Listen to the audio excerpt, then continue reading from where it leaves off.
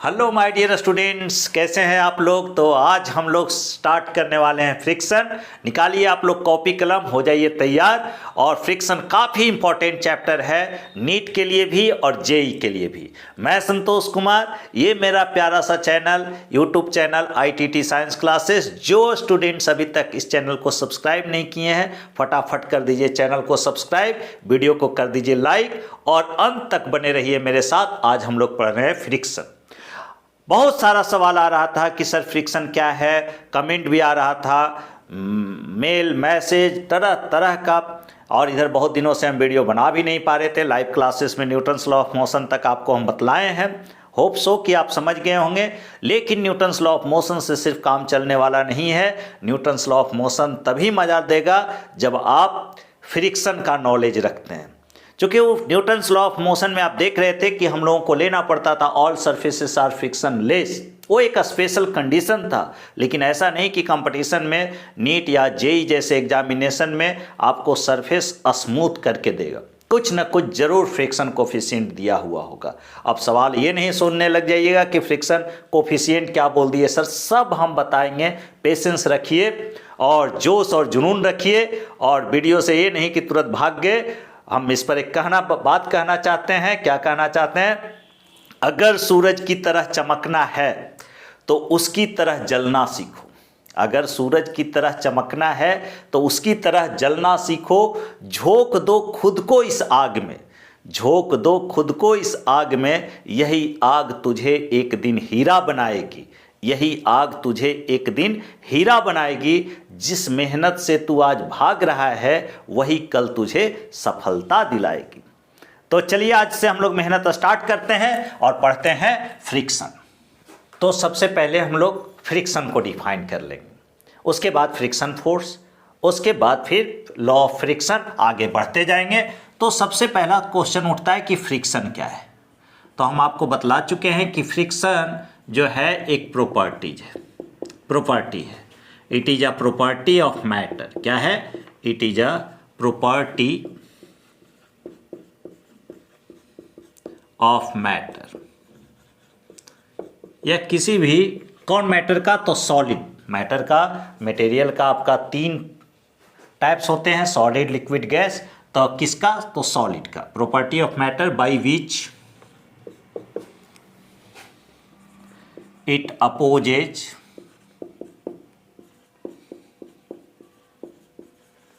relative motion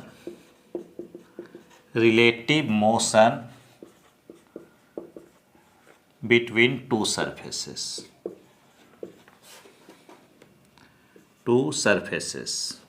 उधर कितना होगा? between two surfaces। ये तो फ्रिक्शन का बात हुआ। अब फ्रिक्शन फोर्स, तो जिस फोर्स से रिलेटिव मोशन का या रिलेटिव पोटेंशियल, एक बात और याद रखिएगा, not only relative motion, also relative potential का भी ये अपोज करता है। तो फ्रिक्शनल फोर्स क्या होगा? या फोर्स ऑफ फ्रिक्शन या फ्रिक्शन फोर्स, जो भी कहना चाहते हैं। फोर्स तो कहीं भी लग जाता है, फ्रिक्शन फोर्स, मैग्नेटिक फोर्स, तो इलेक्ट्रोस्टैटिक्स फोर्स। तो चलो एक और फोर्स आ गया, फ्रिक्शन फोर्स। तो ये फ्रिक्शन फोर्स क्या होगा? जिस फोर्स से रिलेटिव मोशन का अपोज हो रहा होगा, रिलेटिव मोशन का अपोज के लिए जो फोर्स लग रहा होगा, बेसिकली वही फ्रिक्शन फोर्स है। और यह क्या होगा? तो रिलेटिव मोशन के अपोजिट डायरेक्शन में लगेगा। मतलब कि अगर आगे ऑब्जेक्ट बढ़ना चाह रहा है तो पीछे लगेगा, यही ना होगा। तो यह फोर्स है। लेकिन इस फोर्स का खासियत हम लोग समझेंगे। फोर्स तो चलो, फोर्स का सिंपल डिफिनीशन है पुल और पुश। ऐसा थोड़े ना कि ग्रेविटेशनल फोर्स का अलग डिफिनीशन होगा, उसका अलग यूनिट होगा, अलग ये होगा। अलग बात है कि ग्रेविटेशनल फोर्स कैसे लगेगा, किधर लगेगा, अट्रैक्शन होगा, रिपल्सन होगा, ये सब पढ़ेंगे। लेकिन जो फोर्स का डिफिनीशन है, पुश और पुल, बेसिक डिफिनीशन, वो तो सब जगह रहेगा। तो यहाँ पर फ्रिक्शन फोर्स क्या है? तो यह एक नेसेसरी इविल है, यह एक सेल्फ एडजस्टेबल फोर्स है। ये अपोज करता है किसका? रिलेटिव मोशन का। ये किसका अपोज करता है? तो रिलेटिव पोटेंशियल का। यह कैसा फोर्स है? तो कांटेक्ट फोर्स है। तो पहला बात कि यह कैसा फोर्स है, तो याद रखेंगे कांटेक्ट फोर्स है। इसमें तो कोई डाउट ही नहीं है कि बिना कांटेक्ट का ये फोर्स नहीं लग सकता है। दूसरा बात क्या है? कि यह नेसेसरी इविल है, उसको भी लिख जाइए, नेसेसरी इविल है। आगे यह सेल्फ एडजस्टेबल फोर्स है, ये भी बहुत मायने रखता है, सेल्फ एडजस्टेबल, इसकी जरूरत पड़ेगी, एडजस्टेबल फोर्स है, ये खुद अपने आप में एडजस्ट कर लेगा। ये कैसे होगा ये हम दिखाएंगे, सेल्फ एडजस्टेबल फोर्स है। उसके बाद ये रिलेटिव मोशन का अपोज करेगा, तभी तो इसका नाम फ्रिक्शन फोर्स है, क्योंकि अगर रिलेटिव मोशन का अपोज नहीं करता तो फिर फ्रिक्शन के प्रॉपर्टीज को डिफाइन नहीं करता। तो ये फ्रिक्शन के बारे में। अब फ्रिक्शनल फोर्स जो होगा या फोर्स ऑफ फ्रिक्शन जो होगा वो कितने प्रकार के होंगे, तो यह 3 टाइप के होते हैं।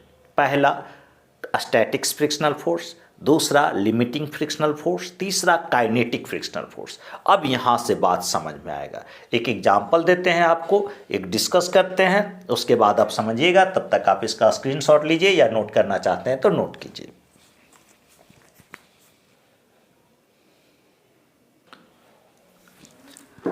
तो हम लोग एक सरफेस लेते हैं, ऐसा समझिए बात को, एक सिचुएशन ले रहे हैं, एक सरफेस है, यहाँ क्या है, यह सरफेस स्मूथ नहीं है, ये रफ सरफेस है, इसमें रफनेस है। स्मूथ का मतलब फ्रिक्शन नहीं होना, स्मूथ, और यह एक रफ सरफेस है। इस पे कोई ऑब्जेक्ट है, ऐसे समझो कि मान लिया जाए कि घर में बहुत बड़ा संदूक है और उसमें बहुत सारा सामान रखा हुआ है और उस घर में उस संदूक को हटाना है। तो ऐसा तो नहीं है कि छोटा संदूक है कि उठाकर, संदूक मतलब समझ हो ना, बॉक्स हमारे तरफ बॉक्स को, बड़ा बॉक्स को संदूक बोला जाता है। तो आप दूर दूर से देख रहे होंगे, कहाँ से देख रहे हैं, तो यूँ समझो बॉक्स तो सब कोई समझ रहे होंगे, बहुत सारा, बहुत बड़ा ट्रंक है, बहुत बड़ा बॉक्स, और उसमें बहुत सारे सामान रखे होंगे। तो जाहिर सी बात है कि उसका वेट ज़्यादा होगा उसमें, पूरे बॉक्स का। अब उसको आप खिसकाना चाहते हो, उस पर फोर्स लगा रहे हो, कैसा, पुश का फोर्स, ढकेल रहे हो। तो अगर इधर से आप लगा रहे हो फोर्स, तो कोई भी फोर्स लगाते, मान लिया जाए कि 5 न्यूटन का आपने फोर्स लगाया, ढकेल रहे हो, तो इधर हुआ फोर्स का डायरेक्शन, ये 5 न्यूटन का आपने फोर्स लगाया, या जो कहिए पुल कर रहे हो, तो F = 5 न्यूटन। अब ये अगर जो बहुत बड़ा बॉक्स है तो 5 न्यूटन के फोर्स से क्या यह चलेगा, नहीं चलेगा, ये रुका हुआ रहेगा। तो न्यूटन्स लॉ ऑफ मोशन के अकॉर्डिंग क्या होना चाहिए कि अगर यह ऑब्जेक्ट का मास m है सर, और इस पर एक फोर्स आपने लगाया, तो mg तो नीचे लग रहा होगा, इस ऑब्जेक्ट का जो वेट होगा वह तो नीचे लग रहा होगा वर्टिकली डाउनवर्ड, और इसके रिएक्शन में, वेट के रिएक्शन में, ये नॉर्मल रिएक्शन सरफेस लगा रहा होगा nr, तो ये दोनों तो एक दूसरे को कैंसिल कर दिया। तो यह 5 न्यूटन का जो फोर्स आपने दिखाया है, इस ऑब्जेक्ट पर नेट फोर्स के जैसा काम करना चाहिए। तो F = यहाँ हो जाना चाहिए m × a, मतलब this block should be accelerated, this block should be moving in motion, this object should be in motion. लेकिन अभी भी क्या है, यह रेस्ट में। कारण क्या है, क्योंकि इस ऑब्जेक्ट पर नेट फोर्स लगा ही नहीं, अभी भी इस ऑब्जेक्ट पर नेट फोर्स क्या है, 0 है। अब कोई फोर्स तो इसके अपोज में दिख नहीं रहा है, 5 न्यूटन के अपोज में। यही यहाँ पर एक फोर्स से अपोज हो रहा है, विरोध हो रहा है। कितना, 5 न्यूटन का, 5 न्यूटन का। अच्छा, 5 न्यूटन से अपोज हो रहा है, मतलब इस जितना फोर्स हम लगा रहे हैं उतना ही से अपोज कर रहा है। चलो हम 6 न्यूटन कर देते हैं, 1 न्यूटन का फोर्स और बढ़ा देते हैं, हम ही को तो ढकेलना है, 1 न्यूटन फोर्स और बढ़ा देते हैं। तो क्या यह ब्लॉक चल देगा, नहीं। क्यों नहीं चलेगा, 5 न्यूटन लगा रहे हैं आप, और पहले फ्रिक्शनल फोर्स भी 5 न्यूटन से अपोज कर रहा था, तो अब एक बढ़ा देंगे तो क्या यह भी 6 न्यूटन कर लेगा? जी हाँ, जैसे ही आपने फोर्स बढ़ाया, फ्रिक्शनल फोर्स का भी आपका मैग्नीट्यूड बढ़कर 6 हो जाएगा, 6 हो जाएगा। ये भी आपका क्या कर लिया, 6 कर लिया, 6 न्यूटन, 1 न्यूटन और इसमें ऐड कर लो, 1 न्यूटन। अब और आपने बढ़ाया, चलो इस बार 2 न्यूटन बढ़ा देते, 2 न्यूटन, तो ये भी अपना एडजस्ट करके 2 न्यूटन कर लेगा। तो यहाँ एक क्वेश्चन अराइज होता है कि क्या हम फोर्स बढ़ाते जाएंगे तो उसके एवज में फ्रिक्शन भी बढ़ाते जाएगा क्या? तो इस टाइप से तो ये कभी भी बॉक्स नहीं घसकेगा, नहीं स्लाइड करेगा, जी नहीं। इसका एक लिमिटिंग वैल्यू होता है जिसके बाद वो फ्रिक्शनल फोर्स अपना मैग्नीट्यूड नहीं बढ़ा सकता। सपोज कि ये 10 न्यूटन तक अधिक से अधिक इधर अपोज कर सकता था, 10 न्यूटन तक का। तो इसका मतलब कि जब हम 10 न्यूटन का फोर्स इस पर अप्लाई करेंगे तो यह ऑब्जेक्ट अब इस कंडीशन में आ जाएगा कि ऑब्जेक्ट क्या होगा, चल सकता है, चलने की स्थिति में आ जाएगी, लिमिटिंग कंडीशन में आ जाएगा।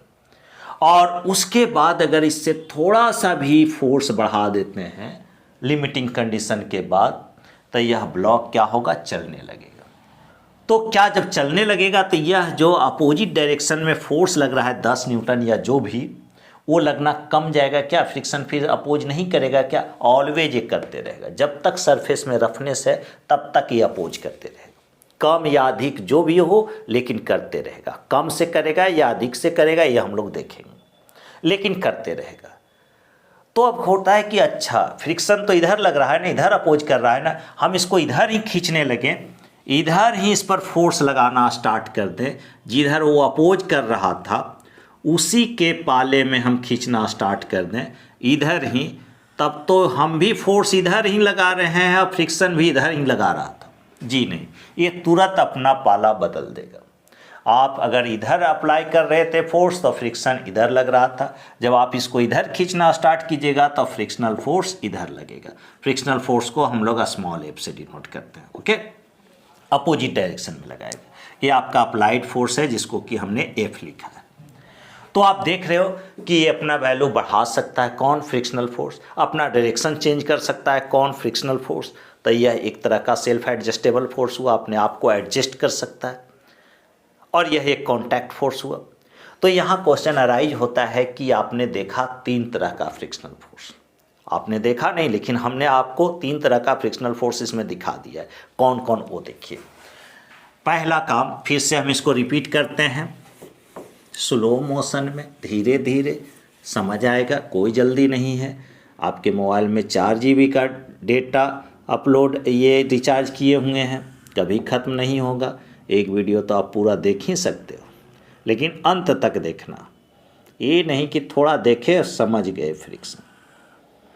ये देखो, यह ऑब्जेक्ट है, पहला फोर्स हमने इस पर अप्लाइड किया था 5 न्यूटन का, F = 5 न्यूटन। यह ऑब्जेक्ट, यह सरफेस भी अपोज किया F = 5 Newton, 5 Newton. Block remains in rest, block जो है रेस्ट में है। फिर हमने इसी ब्लॉक पर कितना फोर्स लगाया, यही ब्लॉक पर फोर्स अप्लाई कर दिया, F = 8 न्यूटन, 8 न्यूटन का फोर्स लगाया। ये फ्रिक्शनल फोर्स भी अपना मैग्नीट्यूड बढ़ाकर F = कर लिया 8 न्यूटन, 8 न्यूटन। अभी भी यह ब्लॉक क्या होगा, रेस्ट में होगा। इधर mg और नॉर्मल लग रहा है, बार बार क्या दिखाते रहे, ये mg अगर ब्लॉक का मास m है तो, और इधर नॉर्मल, ये अंडरस्टूड है। इधर mg,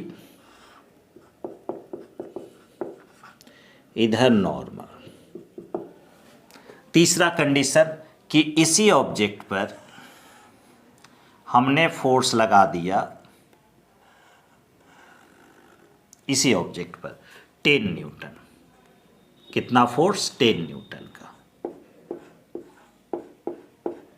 ये 10 न्यूटन का फोर्स लगा। फ्रिक्शनल फोर्स भी बढ़ाकर F = 10 न्यूटन कर लिया, F = 10 न्यूटन कर लिया। लेकिन यहाँ पर एक शर्त हो गया, ये फ्रिक्शन जवाब दे दिया है कि अब वो बढ़ाएगा तो हम नहीं विरोध कर पाएंगे, ये मेरा क्षमता से बाहर है, मतलब इतना ही फोर्स से हम विरोध कर सकते हैं, अपोज कर सकते हैं। इसके बाद अगर वो फोर्स बढ़ाया तो हम इसको नहीं रोक पाएंगे। ये फ्रिक्शन यहाँ जवाब दे दिया। जैसे होता है ना, डॉक्टर जवाब दे देता है किसी को जवाब, मतलब समझते हो ना कि सारा तिगड़म भिड़ा लिया डॉक्टर इलाज के लिए, और लास्ट में पता चला कि डॉक्टर्स के बस की बात नहीं है, तो वो जवाब दे देते हैं डॉक्टर साहब कि आप इसको कहीं और ले जाइए, अब मेरे ज्ञान से परे है ये बीमारी, आप या तो घर ले जाइए या बड़े हॉस्पिटल में ले जाइए, ऐसा जवाब देते हैं। तो यही ये यहाँ पर इस सरफेस जो इसका प्रॉपर्टी था अपोज करने का, ये अब जवाब दे रहा है कि अब अगर जो यह फोर्स बढ़ेगा तो हम इसको नहीं रोक पाएंगे, चलने देंगे जिधर फोर्स लग रहा है उधर।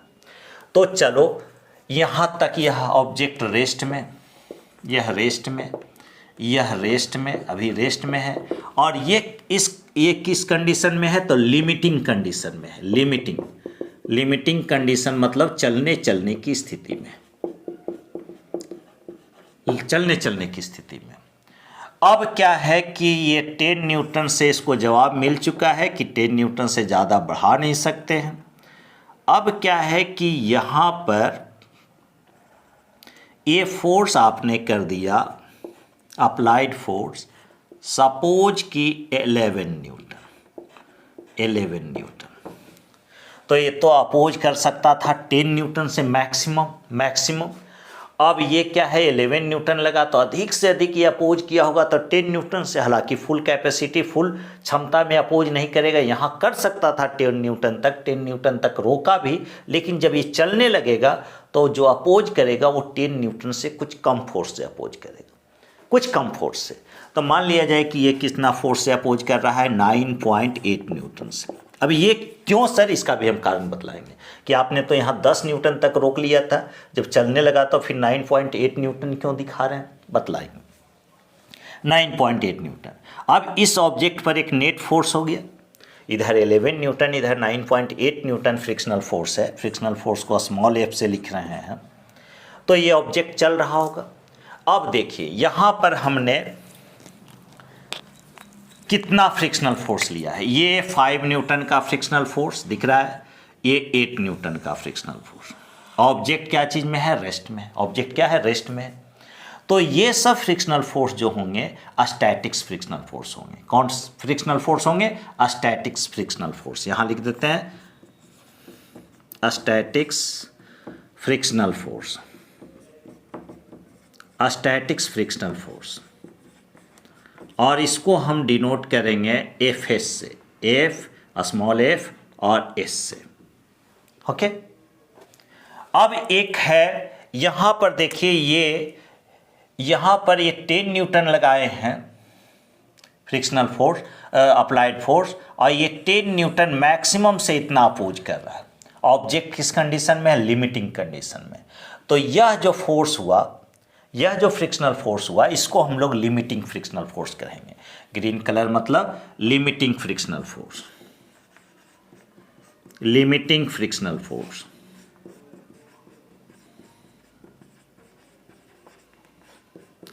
और सिचुएशन क्या है, ऑब्जेक्ट चलने की स्थिति में है, तो लिमिटिंग फ्रिक्शनल फोर्स को एफ एल कह दीजिए। और ये क्या है, यहाँ पर जो आप कंडीशन देख रहे हो, ये 9.8 न्यूटन, इस कंडीशन में ऑब्जेक्ट गति में मूव कर रहा है। तो ये कौन फ्रिक्शनल फोर्स होगा, क्योंकि ऑब्जेक्ट गति में है, मोशन में है, और फिर भी एक फोर्स लग रहा है अपोजिट में, तो ये फ्रिक्शनल फोर्स कहलाएगा काइनेटिक फ्रिक्शनल फोर्स। तो इसको हम लोग क्या कहेंगे, kinetic frictional force, kinetic frictional force. और इसको डिनोट करेंगे एफ के से, एफ के से। तो आपने 3 फ्रिक्शनल फोर्स को पढ़ा, एक स्टैटिक्स फ्रिक्शनल फोर्स, दूसरा लिमिटिंग फ्रिक्शनल फोर्स, तीसरा kinetic frictional force. Limiting frictional force वह कंडीशन होता है जब ऑब्जेक्ट आपका चलने की स्थिति में होती है। अप्लाइड फोर्स और फ्रिक्शनल फोर्स का मैक्सिमम वैल्यू दोनों बैलेंस होता है, बराबर होता है। लेकिन जैसे ही अप्लाइड फोर्स का value magnitude limiting frictional force से आप बढ़ा देते हो तो ऑब्जेक्ट आ जाता है मोशन में। और that frictional force will be kinetic frictional force. और काइनेटिक फ्रिक्शनल फोर्स जो होगा वह लिमिटिंग फ्रिक्शनल फोर्स से कुछ ना कुछ कम होगा। मतलब मैक्सिमम फ्रिक्शनल फोर्स कौन लगाएगा, तो limiting frictional force. Limiting frictional force का जो मैग्नीट्यूड होगा वह अधिकतम होगा, मैक्सिमम होगा। तो यहाँ एक आप ऑब्जेक्टिव बना लिख सकते हो कि तीनों फ्रिक्शनल फोर्स में एक ही ऑब्जेक्ट पर तीनों तरह का फ्रिक्शनल फोर्स लगा तो सबसे बड़ा कौन होगा, लिमिटिंग, उसके बाद कौन, तो काइनेटिक, उसके बाद कौन, तो स्टैटिक्स। ये काफ़ी इंपॉर्टेंट है। स्टैटिक्स तो 0 से लेकर कुछ भी हो सकता है लिमिटिंग से पहले। मतलब अगर 1 न्यूटन भी लगाते अप्लाइड फोर्स तो स्टैटिक्स फ्रिक्शनल फोर्स 1 ही न्यूटन लगाता। और ये नहीं कि आप 5 न्यूटन लगा रहे हो तो एकाएक फ्रिक्शनल फोर्स अपना डायरेक्ट 10 न्यूटन लगा देगा। जी नहीं, जितना आप अप्लाई करोगे जब तक आप उसके लिमिटिंग वैल्यू से कम हो तो उतना ही से वो विरोध करेगा। ये 10 तक विरोध कर सकता था, लेकिन अगर आपने 5 लगाया तो ये 5 तक ही अपोज करेगा, 5 न्यूटन के फोर्स से ही अपोज करेगा। 6 करोगे ये भी 6 कर लेगा, 7 करोगे 7 करेगा। ये कहाँ तक बढ़ाया, 10 तक। एक कंडीशन, मतलब एक एग्जाम्पल के तौर पे लिए, ऐसा नहीं कि हर सिचुएशन में 10 ही न्यूटन लगाएगा। वो कैलकुलेशन है, वो डिपेंड करेगा सरफेस के रफनेस पर और स्मूथनेस पर। ओके, तो ये हुआ। तो ये कौन फ्रिक्शनल फोर्स हुआ, रेस्ट में है ऑब्जेक्ट, तो यह हुआ स्टैटिक्स फ्रिक्शनल फोर्स। यह अभी भी रेस्ट में है, यह स्टैटिक्स फ्रिक्शनल फोर्स। ये ऑब्जेक्ट यहाँ चलने की कंडीशन में है तो ये लिमिटिंग फ्रिक्शनल फोर्स। यह और यहाँ पर ऑब्जेक्ट मोशन में है तो यह क्या हो गया, काइनेटिक फ्रिक्शनल फोर्स। अब यहाँ पर लिमिटिंग फ्रिक्शनल फोर्स का मैग्नीट्यूड काइनेटिक से ज़्यादा, काइनेटिक का स्टैटिक से ज़्यादा, ये ऑर्डर को फॉलो करता है। तो आप इसका स्क्रीनशॉट लीजिए। तो हम लोग तीनों फ्रिक्शनल फोर्स देख चुके हैं। अब एक ग्राफ हम लोग बनाते हैं, ग्राफ प्लॉट करते हैं किसके किसके बीच, तो अप्लाइड फोर्स और फ्रिक्शनल फोर्स के बीच। तो आपने अभी अभी क्या देखा कि अगर कोई ऑब्जेक्ट है और किसी सरफेस पर रखा हुआ, उसी सरफेस की बात कर रहे हैं, वही कंडीशन की बात कर रहे हैं, तो यहाँ अपने फोर्स बढ़ाते गया अप्लाइड फोर्स, फ्रिक्शनल फोर्स भी बढ़ते गया। एक सर्टेन वैल्यू आया 10 न्यूटन जो हम बतलाए थे, वहाँ पर ये लिमिटिंग कंडीशन में आ गया, ऑब्जेक्ट चलने की स्थिति में आ गई। अब क्या है कि उसके बाद आपने अप्लाइड फोर्स बढ़ाया तो ऑब्जेक्ट मोशन में आ गया, लेकिन फोर्स ऑफ फ्रिक्शन या फ्रिक्शनल फोर्स जो है वो अपने लिमिटिंग वैल्यू से थोड़ा कम गया। तो अगर उसका हम ग्राफ प्लॉट करें तो कुछ इस टाइप से होगा कि आप अप्लाइड फोर्स बढ़ा रहे हो तो फ्रिक्शनल फोर्स भी बढ़ते जा रहा है। तो यहाँ हम लोग इस टाइप से एक एक्सिस पर हम लोग अप्लाइड फोर्स ले लेते हैं। इस पर हमने ले लिया अप्लाइड फोर्स, अप्लाइड फोर्स को, और इस पर हम लोग ले लिए फ्रिक्शनल फोर्स को।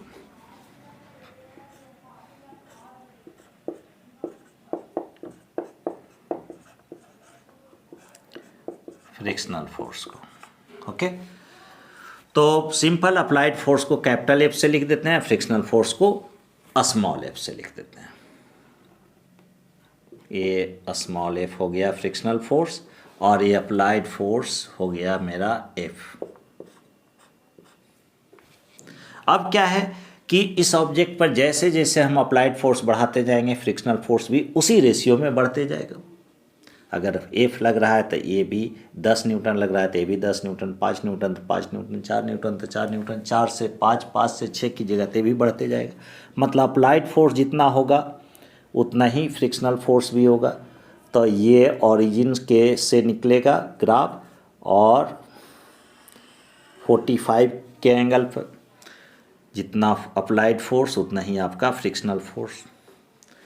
अब क्या है कि एक लिमिटिंग वैल्यू होता है, यहाँ तक अप्लाइड फोर्स आप बढ़ाते गए, फ्रिक्शनल फोर्स बढ़ते गए।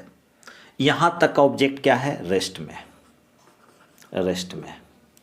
यहाँ जब गया तो थोड़ा सा और आपने अप्लाइड फोर्स किया तब फ्रिक्शनल फोर्स और बढ़ गया, एक शार्प कॉर्नर। लेकिन यहाँ पर ऑब्जेक्ट क्या है, लिमिटिंग कंडीशन में। और आपने अप्लाइड फोर्स बढ़ाया, इतना दूर तक आपका अप्लाइड फोर्स बढ़ाए तो ये ऑब्जेक्ट चलने की कंडीशन में। यहाँ के बाद आपने अप्लाइड फोर्स बढ़ाया तो ऑब्जेक्ट क्या हो गया, मोशन में हो गया। लेकिन फ्रिक्शनल फोर्स का वैल्यू कांस्टेंट, आप अप्लाइड फोर्स बढ़ा रहे हो लेकिन ऑब्जेक्ट मोशन में है, इसके बाद जितना भी फोर्स बढ़ा दो अप्लाइड फोर्स, ऑब्जेक्ट मोशन में आ गया। ये क्या है, मोशन की स्थिति, ये मोशन में। अब अप्लाइड फोर्स बढ़ाते जाइएगा, ऑब्जेक्ट मोशन में होगा। अब क्या है कि ये यहाँ तक ऑब्जेक्ट रेस्ट में था, यहाँ तक रेस्ट में था, तो यह जो फ्रिक्शनल फोर्स होगा यहाँ तक, इसको हम लोग कहेंगे स्टैटिक्स फ्रिक्शनल फोर्स। ये यहाँ तक स्टैटिक्स हुआ, और यह जो हुआ ये लिमिटिंग हुआ। इस समय ऑब्जेक्ट जो है लिमिटिंग कंडीशन में, चलने की स्थिति में, ये इस टाइप से। और ये ऑब्जेक्ट यहाँ से गति में है, मोशन में है, तो ये आपका हो गया था लिमिटिंग फ्रिक्शनल फोर्स FL। और ये मोशन में है ऑब्जेक्ट तो थोड़ा इससे ऊपर, ये हो गया आपका FK, sorry, kinetic frictional force. तो मतलब ये यहाँ तक आपका ऑब्जेक्ट रेस्ट में है, तो ये जितने भी इसके नीचे फ्रिक्शनल फोर्स का वैल्यू होगा वो स्टैटिक्स होगा।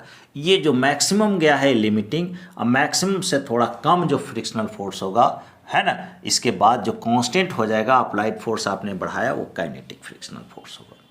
तो हमने आज 3 टाइप के फ्रिक्शनल फोर्स को पढ़ा।